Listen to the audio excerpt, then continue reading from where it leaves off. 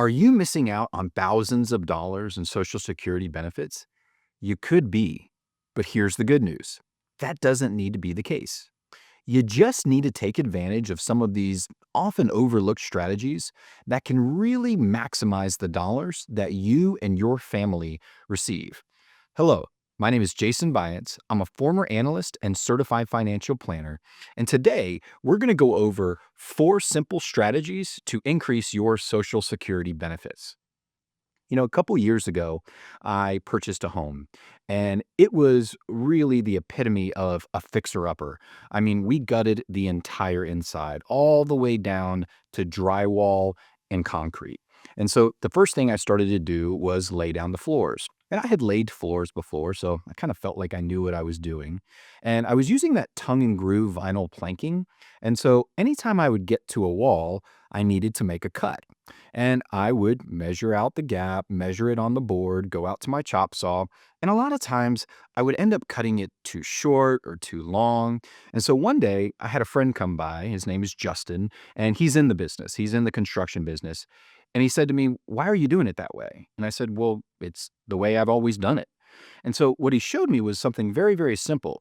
He took the plank and he rotated it 180 degrees, put it up against the wall, drew our cut line, and then whenever we went out to the chop saw and made that cut and came back in, it was perfect.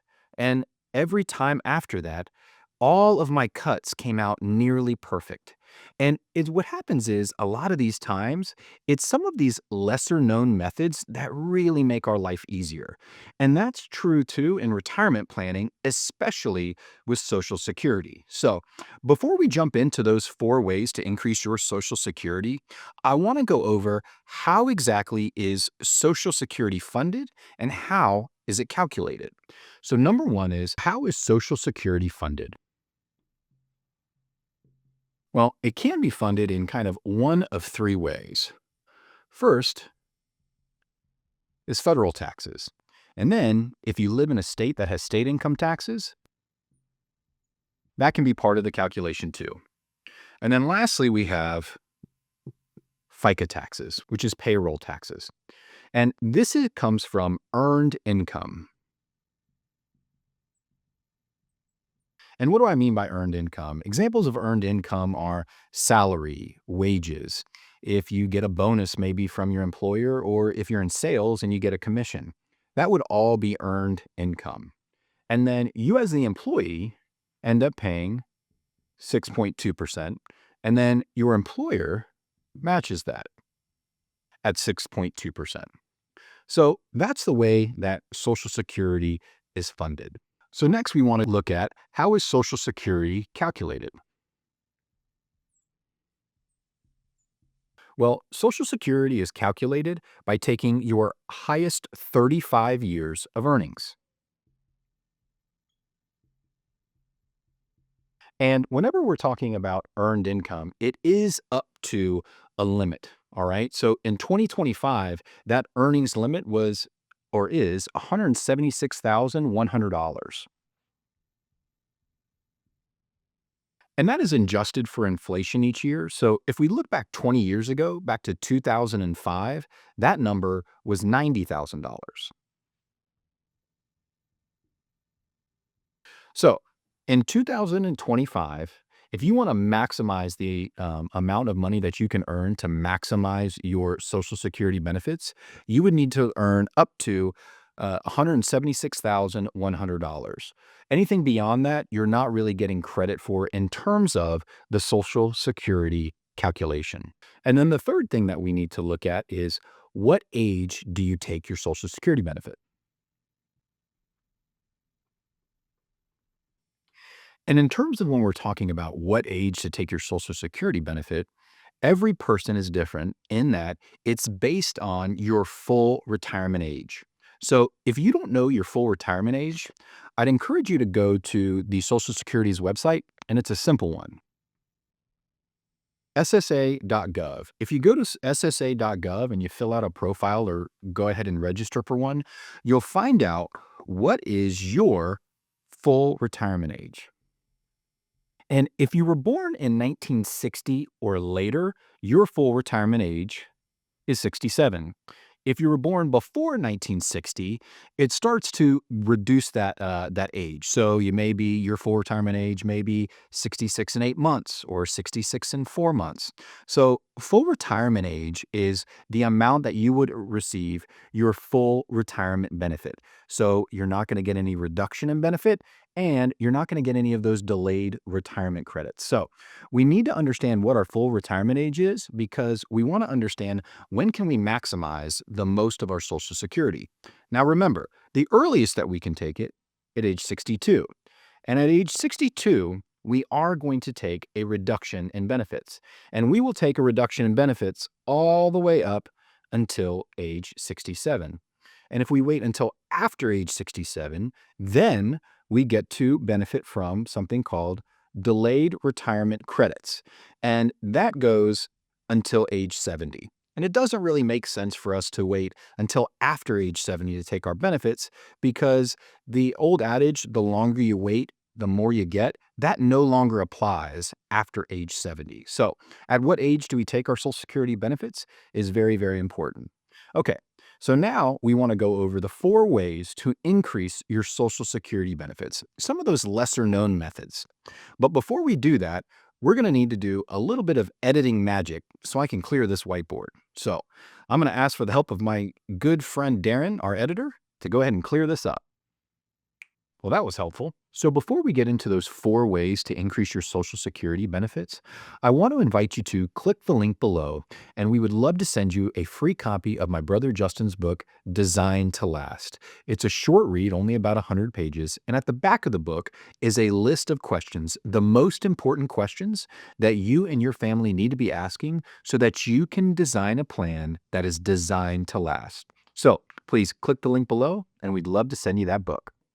All right, so number one is to work a full 35 years. So Social Security is based on your highest 35 years of working. So if let's just say you're kind of getting closer to retirement and you haven't worked a full 35 years and you say to yourself, I really, really want to retire. And I don't want to continue to work, but I'm afraid that I won't get my full 35 years. Well, you want to get a full 35 years because let's just say you only work 30 years. They're going to calculate a zero for those last 5 years. And we do not want any zeros. We don't want any zeros in our calculation. And you may say to yourself, well, I don't think I can continue working in the job that I'm working. It's draining me. It's really causing me a lot of anxiety and all of those things. Well, there's some good news. You don't necessarily need to work in the job that you're currently at. You can actually take on maybe a part-time job. And the part-time job will get you to the second bend point.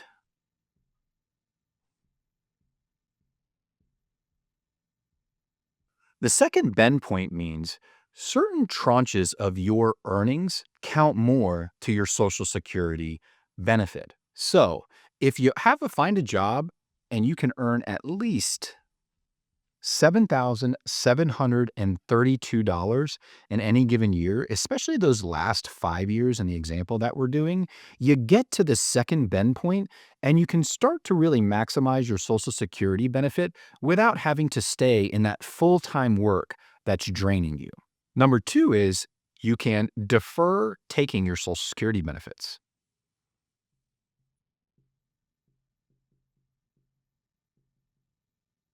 So let's just say again, using the same example that we had before, that your full retirement age is age 67. Well, if you take it at age 62, that's actually at age 62, it's about a 30% reduction in benefits. Okay. But if you wait until age 65, it's only about a 13% reduction in benefits.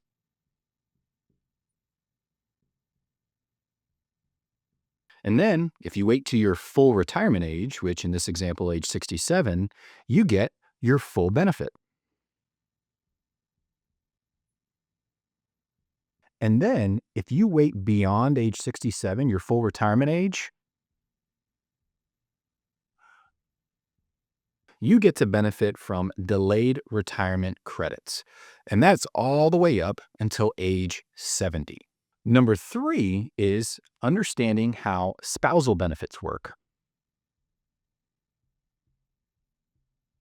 We want to understand spousal benefit, of course, if you're married.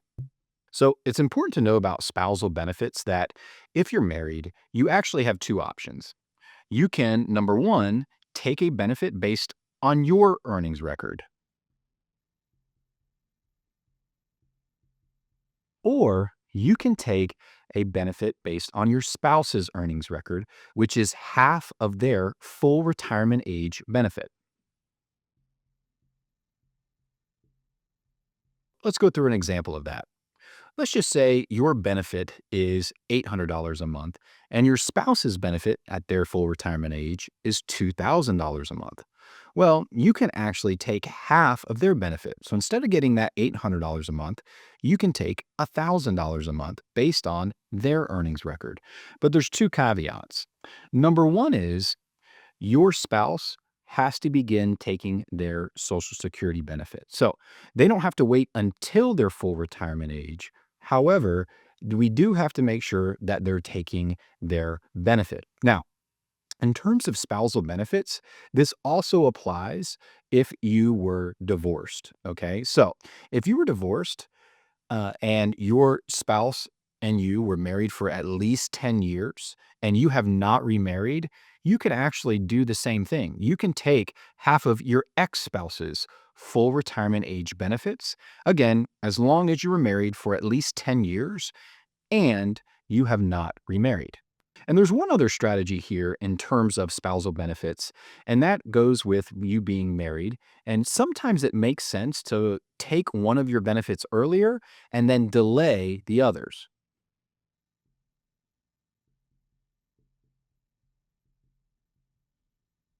And whenever we talk about taking yours and delaying theirs, I'm running from the assumption that your benefit is the lower of the two. Okay. So you may take yours earlier because that makes a lot of sense that you delay taking your spouse's because theirs is going to be the larger of the two.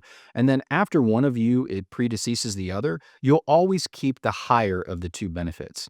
So a lot of times it makes sense if you're married to take the lower earning spouse, taking their benefit earlier, and then delaying taking the higher earning spouse and taking it a little bit later. And lastly, we want to go to number four is survivor benefits.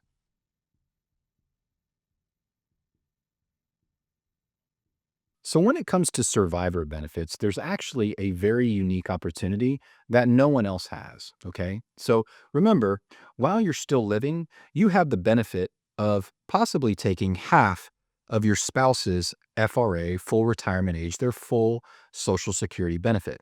All right. So 50% of their benefit. However, after your spouse passes away, you're now eligible for 100% of their full retirement age benefit.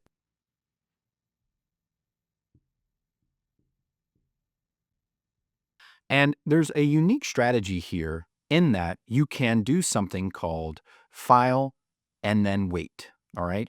Basically, what you would do is you would go ahead and file to take 100% of their benefit and you allow your benefit to grow because you can wait until age 70 to really maximize your benefit. And a lot of times that will end up exceeding what your deceased spouse benefit was. So, again, just to recap that, if you are a survivor, if your spouse predeceased you, you can go ahead and start taking their survivor benefit, which is 100% of their full retirement age amount, and then let your earnings record grow, let your earnings benefit grow. And then you can delay until age 70, because again, age 70 is the maximum amount that we can earn in terms of our Social Security benefit. And then you can begin taking yours. You can begin taking yours at age 70. Just a real quick recap of everything that we talked about today. Number one, you want to work a full 35 years. You don't want to have any zeros in your calculation. And if you're getting tired of working, just get to that second bend point. earn this amount of money in a part-time job so that you can have a full 35 years of benefits in your calculations. Number two was we can defer taking our benefits because remember, the longer we wait, the more we get. And then, if you're married, you've got a few other options. With spousal benefits, you can take your benefit based on your earnings, or you can take it based on half of your full retirement age of your spouse's earnings. And sometimes it makes a lot of sense to go ahead and take the lower earning spouse. Okay, go ahead and take yours, and then delay taking theirs if their earnings record was the higher of the two.